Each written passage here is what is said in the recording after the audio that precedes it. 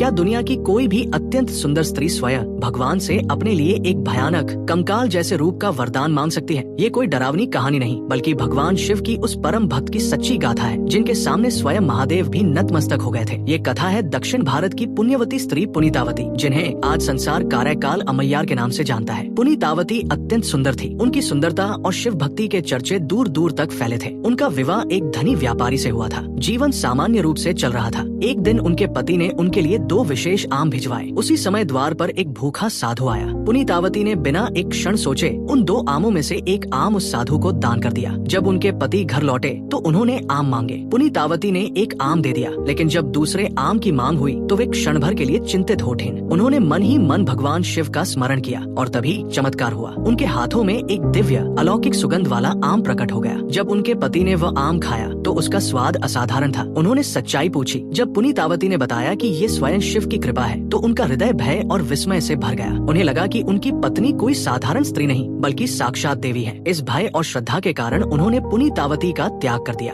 पति के जाने के बाद पुनीतावती ने भगवान शिव से प्रार्थना की, हे महादेव, ये सौंदर्य केवल मेरे पति के लिए था। अब जब उन्होंने मुझे त्याग दिया है तो मुझे इस शरीर से कोई मोह नहीं। मुझे ऐसा रूप दीजिए जिससे कोई भी पुरुष मेरी ओर आकर्षित न हो सके। भगवान शिव ने उनकी प्रार्थना स्वीकार की। उस अनुपम सुंदरी को उन्होंने एक कंकाल समान भयानक तपस्विनी रूप प्रदान किया। तभी से वे कहलाई काराकाल अमैयार। लेकिन उनकी भक्ति की पराकाष्ठा अभी शेष थी। जब वे कैलाश पर्वत पर अपने आराध्य के दर्शन हेतु पहुंची तो उनके मन में विचार आया, जिस पवित्र भूमि पर स्वयं महादेव के चरण पड़े हैं वहाँ मैं अपने पैरों से कैसे चल सकती हूँ। और तब उन्होंने अपने हाथों के बल उल्टा चलकर कैलाश की चढ़ाई पूरी की। उनकी इस अद्वितीय भक्ति को देखकर स्वयं भगवान शिव अपने आसन से उठ खड़े हुए। उन्होंने आगे बढ़कर उनका स्वागत किया और उन्हें प्रेम पूर्वक अम्मा अर्थात माँ कहकर संबोधित किया। यह वही भक्त है जिन्हें 63 नयनमार संतों में विशेष स्थान प्राप्त है। आज भी तमिलनाडु के काराकाल में उनका पवित्र और रहस्यमय मंदिर स्थित है। जिस भक्त को स्वयं महादेव ने माँ का दर्जा दिया हो, उनकी भक्ति की महिमा शब्दों से परे है। हर हर महादेव।